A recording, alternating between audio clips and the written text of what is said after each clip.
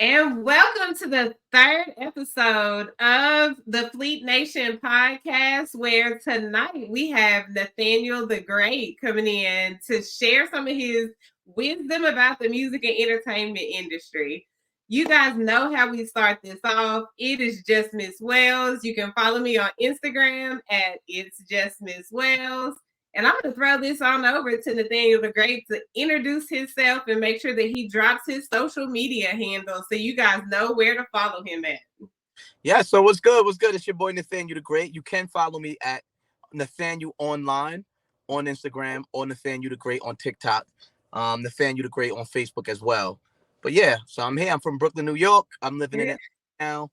Let's get it. Okay, so you already started us off. Brooklyn, New York. I love it. I can hear the accent already. So, what name Nathaniel the Great? Like, tell me where you got that name from. Where did the inspiration come from? So Nathaniel's my real name, and I had a crossroad in my career where I just was like, you know what, I gotta add something to my name, brand myself a little bit differently because there was a couple of other Nathaniels who their content started becoming mixed up with mine. Like so I would drop records and then it would end up on their platform. So I'm like, Wow. I gotta create something to stand out. And it took me a while, but the phase that I was in at that point in my career, I said, you know what, I feel more like I may have conquered who I am and what identity I have. And then, Alexander the Great was a conqueror. So I said, Nathaniel the Great. Oh, I love it. Love it. That's a powerful backstory. And I think it's also something good to understand about marketing and branding when you're out in this industry. It Mm-hmm. is very easy to run across other individuals that have the same name, have a similar concept, but it is definitely important that you find a way to stand out so people know exactly who it is that you are. Yeah. Um, Listen, like, where did you get your passion for music? Like, where did it start? So I grew up in a church family. So everybody in my family sang. My brothers, sisters, aunts, uncles, grandparents. So if you didn't sing in my household, you was like the outcast. So for me, it was naturally built in, singing. Got you. And then your music, it has the opportunity to really represent different genres. So it's not like we can put you in a box and say, "Hey, this is your space." Like Mhm. for the people that haven't had the chance to tap into any of your tracks or music that's out there, describe your style so they kind of understand what it is that you bring to the industry as well. So primarily, I'm an R&B artist. I sing primarily. That's my first genre. But I've always been a writer. So being able to take a song and just say it, which makes it poetry or hip or rap, I've always been able to do. So now in my more seasoned days of doing music, I brought back the lyricism to it. So sometimes you may hear me rap something. Most of the time you hear me saying some songs I'm doing both on. Okay. Any desire to do country? I know everybody is trying to move over and play in the country lane. Are you someone that's saying I might step over there, or you're good where you're at? I've done so many songs as country already or pop. Like I've been doing this for like 20 years. So I could just go in my catalog and start dropping some old stuff There and I'm you right on time. So, I'll play around with it. go. Okay. So look, your latest track is getting a lot of attention. Like, can you talk a little bit about your inspiration and where that creative process came from? Yeah. So my latest single is an R&B song called Side Piece Contract. And I just, living and seeing all these relationships, I'm like, why can't we have an agreement? A man or a woman have an agreement with their side piece, like literally like a contract, like let's agree that you'll never make a scene in public. You'll never hit up my main chick. When you come over and when it's time to go, you don't leave anything behind. And I'm like, yeah, this would make a dope record. So I threw that out there, and the response been pretty dope. Okay, like I tell people all the time, it's called situationships. Yeah, Like people aren't really doing relationships anymore. right. They in little situations. So the Yeah. contract is fitting. Do you already have visuals out there for it, or are you in No, the not yet. process of shooting? Soon though. Soon. We working on it now. Okay, awesome. So I know you recently put up something on Instagram about your South by Southwest experience, which of course let us know that collaboration is a big part of what you do in your journey. And it's a big part of what you have to do in this industry on its own. Right. So, is there any artist or producer that you dream of working with in the future? And then we're going to back up and go back into the South by Southwest experience just a little bit. Yeah, I would say primary Jay-Z. You know, I mean, I know it's Okay. shooting for the stars, but my idol is Music Soul Child, and I got a song with him. So I'm like, all right, if I got it with one idol, the next idol, I'm not too far off. So Jay, Jay for sure. And then in terms of the producer side, I would work with like Salam Remy. You know what I'm saying? Somebody who really produced those joints for the real R&B heavy crowd. Yeah. I love that. I love that. So let's talk about South by Southwest because Mhm. you made some very, very good statements about why it's critical for people to be in places like that. So talk just a little bit about your experience while you were there this time. Yeah, so South by South is like a super hub for creatives, executives, brands, corporations. They all just come into this mixing pot for like a week long, and by the thousands, like you literally have thousands of people, over 10,000, just meeting up in the streets of Austin, right on this one main strip called Sixth Street. And it's like if you're an artist or creative or anybody that's in the industry, it's no better place to be year long. Like it's like all of the networking events and shows spread out that could have been spread out, all just bundled into one long strip. And all of the venues, it's like venue after venue. It reminds me of like New Orleans. Um, what's the name of that strip? That main strip on New Orleans where everybody go. Bourbon Street. Uh, Yeah, it's like Bourbon Street, but Bourbon. all of the venues are free to get in. It's like you could just network with so many people.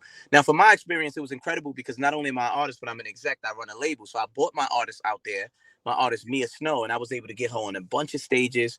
We met a bunch of execs we was trying to meet. She got like 3 or 4 sponsors that's trying to give her products now. I mean, it's just somewhere that you cannot miss if you in the entertainment game. I love it. Like again, I understand how critical places like that are. Mm-hmm. Atlanta has a similar festival called A3C or Yes. AC3. Yeah. That when I first got into this industry, that was one of the first festivals that I went into. And it was a plethora of connections that I made in the beginning of my journey that have still helped me tremendously now. Yeah. So I agree with you. Like being out there, being visible, all of Mm-hmm. those things are required now in the industry. You can't just rely on what you do on social media. Right, right. Yep. A3C is definitely one of those ones.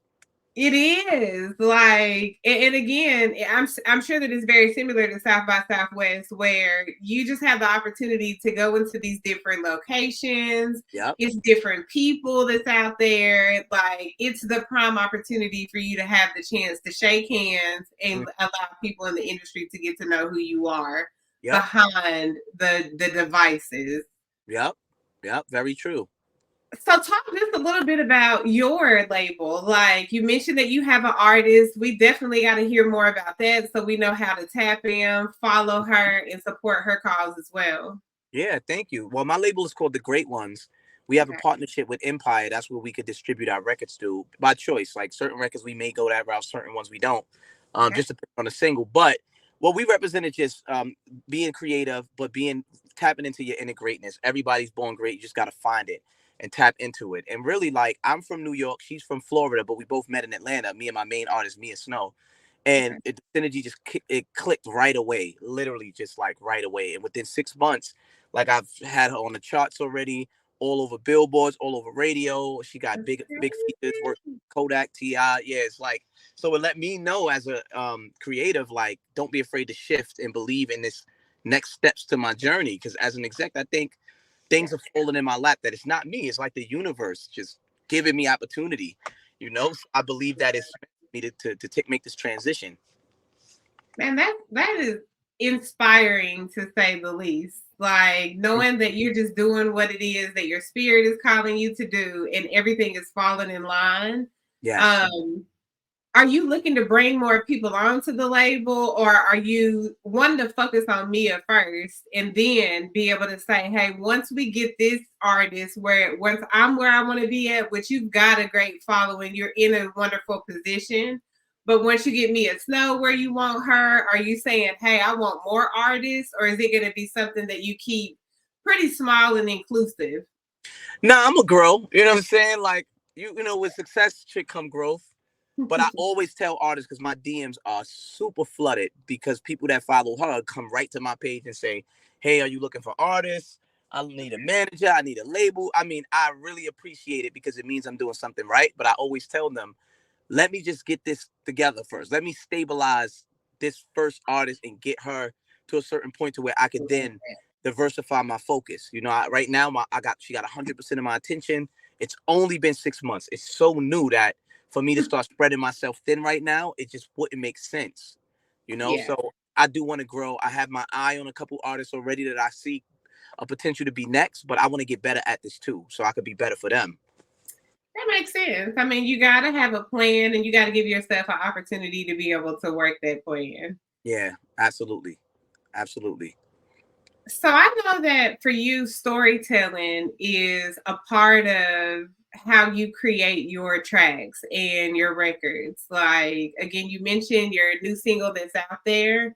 Mm-hmm. Talk a little bit about your personal experiences that have influenced your ability to tell stories or write songs. Like, I know you have a musical background with it, but is there someone else in your family that was a huge writer, or was there someone in this space that you've been able to work with that was able to develop you? So I did learn how to write being in like I used to be in a group with my brothers, an R&B group, and I was the baby. So us sitting in a circle writing songs together, it did help me to craft my creative mind as a writer. So yeah, I would definitely give that up to my family. But then when it comes down to records that I make now and telling stories, I've learned to tell stories of my experiences. Like if I go through something with a girl and we just get into an argument, I use that fuel to go write a record like a heartbreak record, right? And let's say I'm just feeling somebody and we go on a date. I'll use that small sense of like connection and just make a deep love record. It's just about taking that, tapping into that emotion and being able to deliver a song about it. And also a lot of situations are things that people around me are going through. Because you know, I can't go through everything, but I'll have a homie that's going through something real crazy with a girl or something, and I'm like, let me make a song based on this situation, and that's been I think I've written more songs about people around me than me, because it's more people around me than me, right? It can equal more situations. So, yeah, in terms of storytelling, I think when you make something based on reality, you get a relatability factor that people are like, yo, this is real. This Yeah. I've been through that, you know. That's true. I mean, I love trap music, so of course, like I'm big on rap, but there's nothing like being able to turn on either a rap song, a country song, a R&B hit, like, and Mm-hmm. be able to really relate to what is being said in those lyrics. Right, right, yep. So, outside of writing, outside of being in music, your fashion sense is something else that people are always keying in on and talking Mm-hmm. about. So can you talk just a little bit about what has influenced your fashion sense as well? I feel like it's so interesting that you say that because now I've been toning it down a lot more because I've been playing the exec role. So you'll see me in a black t-shirt for like $10 shirt from Express and just a hat, you know, some sweats. Like I literally be calm now lately. But when I'm on my, you know, my fly shit, I literally just, you know, an outfit is like a song to me. It's like a shirt could be the verse, the pants could be the hook, you know, the kicks is the bridge, and all together you just look at it and it's like, oh, that's a nice record. So I put things together in that way where the colors may attract you, or depending on how I'm feeling that day or where we going, I can go from street fly, or I could throw in like, you know, a fedora, a fur on, because I am an R&B artist at the end of the day, and I'm in my 30s, so I don't have to dress like a teenager. I could play with that whole entire lane, and you know, that's kind of how I approach dressing, you know. Okay. Now I'm a sneakerhead. So Yeah. I want to put you on the spot. I'm gonna ask you, All like, right. I know you got a diverse style, but Yeah. what's your favorite sneaker and why? I like these that I got on. Well, you know what? You can't see them, but I got the Jordan ones. I like the ones, like the black and Yeah. white joints, because they just go with like they go with whatever, man. Like the black and white ones. I love those joints. You're a man after my heart, Nathaniel. I have a closet full of ones, and every time they drop something, I'm like, I do not need another pair, Right. but not have this colorway. Like that's not gonna happen. I gotta have it. Researching the people that I bring on this platform is very important to me because again, we are building this as an opportunity to help up and coming artists and people that's in the industry understand what it takes to get Mm-hmm. to certain levels. Right, And right. as somebody that has so many followers on social media, like, can you talk about how you were able to get such a large following and what that's been able to do for you in your career? Absolutely. So one of the things that people underestimate is going in the street and doing the groundwork. Me and my team do a lot of groundwork. We do tours, our own tours, where we'll go to cities and throw events and let the locals come out and perform. The locals bring their crowd, so we meet tons of people. And then I'm also an IT nerd, like I'm a geek, so I use a lot of back end tricks to kind of like build up my database. And it's a lot of nerd stuff that I do that kind of like puts my content in front of people and Okay. that breaks the algorithm. I don't wait. I feel like no artist should just wait and rely on the Instagram or TikTok algorithm to blow you up. You got to know how to trigger it, and you got to know how to circumvent it and go around it and shit and stuff like that to really make people see you. And I've been doing a lot of that for the last couple of years, so that's how I've been successful with like building up my audience. So be smart and get you a tech person on your team if you're Yep. not a tech person, so that way you understand how to Mm-hmm. navigate the social media world the same way that you would navigate the streets. Yep. It's twofold where you gotta have both pieces of these. And everybody that we bought on this platform has said the same thing. Mm-hmm. They're back in the streets, they're back shaking hands, they're back collaborating with DJs, they're Mm-hmm. passing out flyers, and they're going back to some of the old school tactics because we Yep. also know with things like TikTok being in the media right now and potentially losing a space like that, you Mm-hmm. never know what's going to happen with the Facebook or Instagram. So you've got to be able to maximize those spaces, but you've got to know how to take those people and move them over to something that you can own and control in that process too. Yep. Very true. Very true. So performing live, like, we know that's something that's critical for you to do in the industry so people can experience what the music sounds like in live and in living color. Like, Mm-hmm. talk about some of your favorite performances that you've had in your career. I would say the number one performance I have that I appreciated the most was I performed for Revolt one time. Like they just reached out to me and said, "Hey, we want you. We doing our first film festival in Atlanta, and we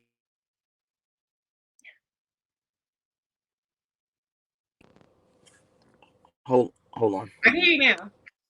All right. I thought this was on Do Not Disturb. My bad. I swear to God, I put it on it. You But good? yeah, they reached out to I'm me. living color. Yeah, my bad. I swear I thought I did. But if it happens again, I'm like I'll go out and put the moon, just redo it.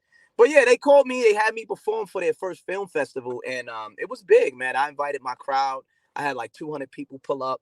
It was in Atlanta too, while I was new here. So the feeling of being new here and pulling 200 people in and performing for a major brand, yo, I just feel like, yo, am I like really doing this? You know what I'm saying? Like, am I making it? That's awesome. I Thank mean, you. I know it has to be a exhilarating feeling to have people in the crowd singing with you, rapping Hmm. your lyrics, vibing to your creative process that you put out here into the universe. Yeah, Like, definitely.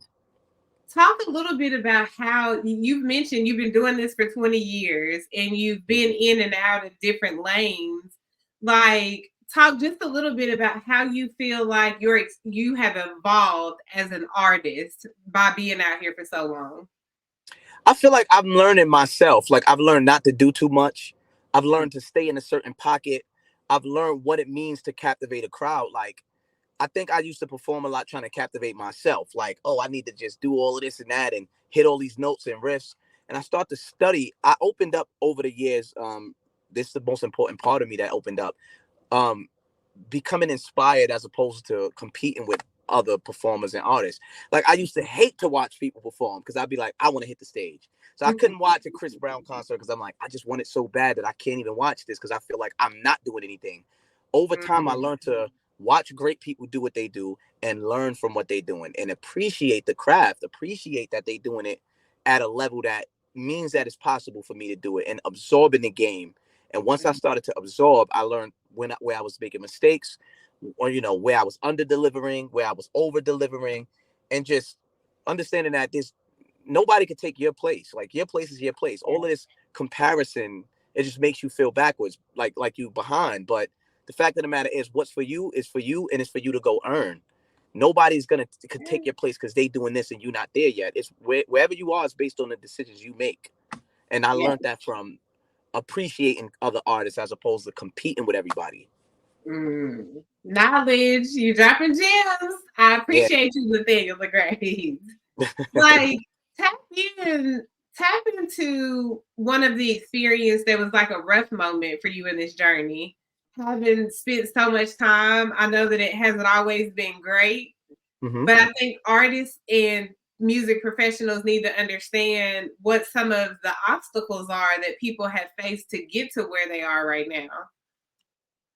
I think the roughest moment for me was when I got a record deal. I signed a deal under Warner Brothers, and it didn't go my way. Like, they just kind of shelved me in a way. Like, they just didn't keep. I had so much momentum enough to get the deal, and then once I got on the label, it took them so long to sort out an album for me and all of this that a year goes by, and I lost all my momentum, and it made me think like, damn. First off, I should have never signed because I was on fire before I got here, and then after that, it broke my spirit. It made me stop doing music for like 2 years. So it was rough. Like, you may think that a situation or something you've been chasing is the end all be all. Then once you get there and it ain't what you expect, it can break you. So if you put too much hope and faith into that moment, so understand that this game or in anything, it's about the entire journey, and you got to appreciate moments along the way. Because if you're waiting for that one moment, you're gonna get there, and not only are you gonna want more after, but if it tends to not be all you thought it was gonna be, then what happens next? You put all your Mm. eggs in that moment, so it could be rough, but you always got to understand that if like if you are what you are, you're gonna come back to it. Because no matter what, I told everybody I wouldn't do it again, and I'll tell you how I got back to music. One of my friends, Pat Poose, he's an artist from Brooklyn, a rapper. He was calling me like, "Yo, Nate, I need a hook for this song, for this episode." Me and Remy Ma, we got the episode of Love and Hip Hop where I'm marrying her. They dropping that this week. I need a song to put out that night, right after. I usually do work with Pat, so I'm like, I got you. I know what I need to do. And mind you, I wasn't doing any music at this time, but I'm like, he called me personally. He needs a song, and at this time, it was a lot of police shootings and things like that going on. I think, not George Floyd, but it was a couple of the other ones that happened where black people we was in shambles. So I'm like, we need a song about love. So I came up with the concept called Black Love, right? And I come up with this hook called Black Love. And then I did the record, he put it out, and I swear, the concept, the hashtag, it just blew up. Everybody was like, Black Love this, Black Love BET did a Black Love segment. Pat Poose and Remy became like the face of Black Love. And I realized that music could transcend just a song. Like, it could put a message out that's so much deeper than just a song or money, that I said, you know what? I gotta get back to it. Like, I'm gonna do it in a way to really contribute to life as opposed to just trying to be a star. And that's how I got back into doing music. We're so glad to have you back. We're Thank you. so glad to have you back. Thank So you. talk about what you've got going on in the upcoming months. Like, what can the people expect from you? So I'm gonna drop a project of my own. I've decided to start clearing out my hard drive and getting some of these records that just been sitting and getting those out. Mia Snow, her album is coming out in about 3 weeks. It's about to get crazy. You know what I mean? Like, we got a big festival in New York called Days Summit that's gonna be in April. Um, it's a lot going on. I swear, just keep an eye on us. It's a lot going on. Like, right now, like in the next week, just look at my page. You're gonna see something incredible. I promise. Drop your social medias again so that way people know where to follow you and how to stay in tune. Yes, you can follow me at Instagram at Nathaniel Online, TikTok Nathaniel the Great, and then if you could just Google Nathaniel the Great and Google, pages after pages of info and contact, this stuff is gonna come up. There you go. So Nathaniel, like, if you had an artist that was sitting in front of you right now Hmm. and they said, give me just one piece of advice that I can take away from this conversation, Hmm. what would be that one piece of advice that you would give to them? That one piece of advice would be, don't be afraid to switch up your hustle and your approach to this. And I say that because I remember when I was just trying to break in as a singer, it didn't really work. Then I started writing for people, and then I broke in that way.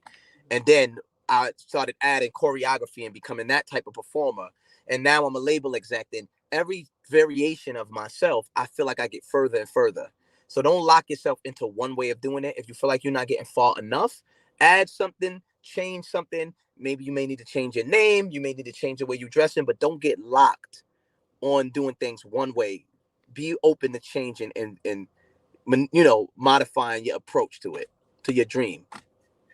Listen, he's gave y'all gems. He's told you guys how to be able to navigate the industry. He's talked a little bit about his collaborations and his partnerships. There's nothing else for you all to do besides follow Nathaniel the Great on social media so you can keep up with the movement and go download and support the Side Chick contract. Side piece contract. Yep. Side piece contract song. Again, I appreciate you for taking just a moment to come on the platform. I want to shout out the Fleet DJs. Without you all, this whole process would not be possible. It is an honor to be able to just have a chance to talk to someone that's been out here in the industry and has so much knowledge and expertise to share. Again, you are tapped in and tuned in to the Fleet Nation podcast hosted by It's Just Miss Wells. And you guys can follow me on Instagram at It's Just Miss Wells. Nathaniel, before we head out, tell these people one more time what your social media is, and then we are wrapping it up for the evening. Yep. Shout to the Fleet DJs. Those all my guys. Classic, L Boogie, just everybody. I've been rocking with the Fleet for a very long time. I go to the conferences. I'm always supporting the new platforms that they launch. So shout to y'all. That's my family right there. And y'all can find me primarily at Nathaniel Online on Instagram, Nathaniel the Great on TikTok, and you can just Google Nathaniel the Great and find everything about me. Until next episode, you all, we are out of here. Peace. And thank you for having me, too. You are more than welcome.